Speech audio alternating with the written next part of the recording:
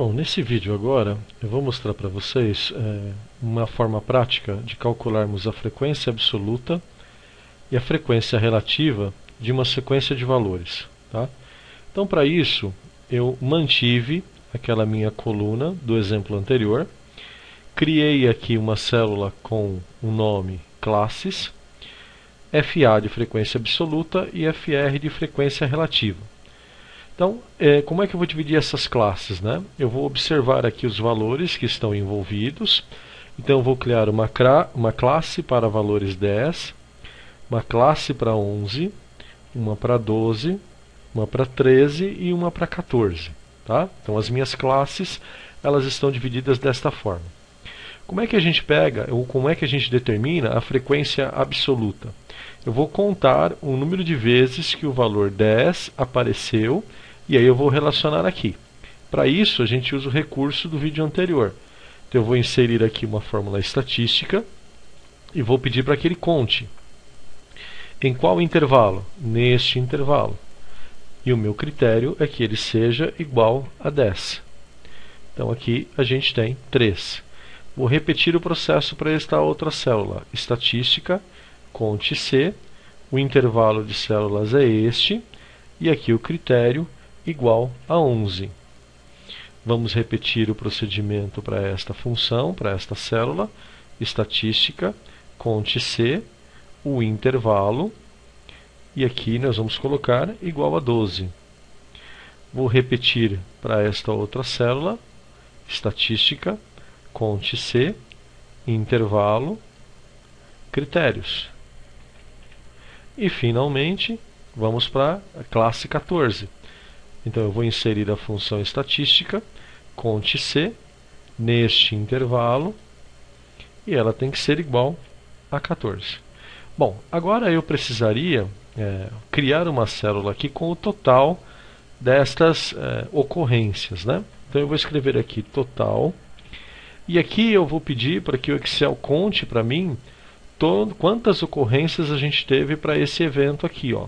É lógico que, nesse exemplo, a gente tem valores que são perfeitamente contáveis, né? Mas isso pode variar. Então, vamos lá, ó. Eu vou inserir a função estatística e agora eu vou utilizar a função conte.valores, tá? Ele vai contar todas as células que porventura não estejam vazias.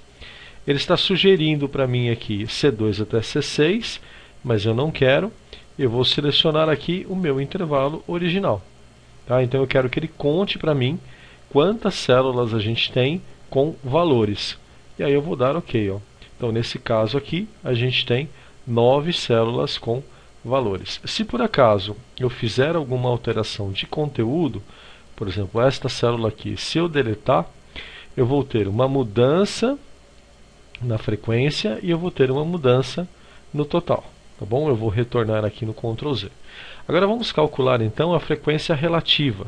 A frequência relativa é a relação entre a frequência absoluta e o total de ocorrências. Então, como a gente já viu, nesse caso aqui a gente vai trabalhar com igual o conteúdo desta célula dividido pelo conteúdo desta célula.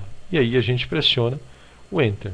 Aqui a mesma coisa, igual o conteúdo desta célula dividido pelo conteúdo desta célula. E aí a gente tem o valor de igual. Se eu clicar aqui e arrastar, você vai perceber que vai ocorrer um erro, ó, de divisão por zero, né? Mas como isso aqui pode estar acontecendo se nos exemplos anteriores a gente fez isso, né? Observa que o Excel ele vai preenchendo isso aqui automaticamente. E aí ele vai acrescentando no denominador valores, né, que a gente não tem. Ó. O C10, por exemplo, a gente não tem. Então, o que eu deveria fazer aqui na minha expressão, né, quando eu puxasse? Eu deveria travar o valor do C7. Por que eu deveria travar? Porque ele é o meu total. Né? C7 ó, é o meu total. Então, o que eu vou fazer aqui para poder puxar isso aqui para que ele repita? A gente vai utilizar um caractere coringa, que é o cifrão. Ó, o cifrão antes do C e o cifrão antes do 7. Quando a gente fizer isso, eu consigo puxar a função e consigo fazer com que o Excel calcule mantendo essa função aqui, esta célula, como constante. Ok? Se nós fizermos a soma desses valores, ó, eu vou selecionar todo mundo aqui e vou clicar em autossoma, a gente vai encontrar o valor de 1, que é o percentual máximo 100%. Tá bom? Então, não esqueça que quando você quiser fixar o conteúdo de uma célula para uma operação matemática, por exemplo, você deve usar o recurso do cifrão antes da referência da coluna e antes da referência da linha. Tá bom? Até o próximo, valeu!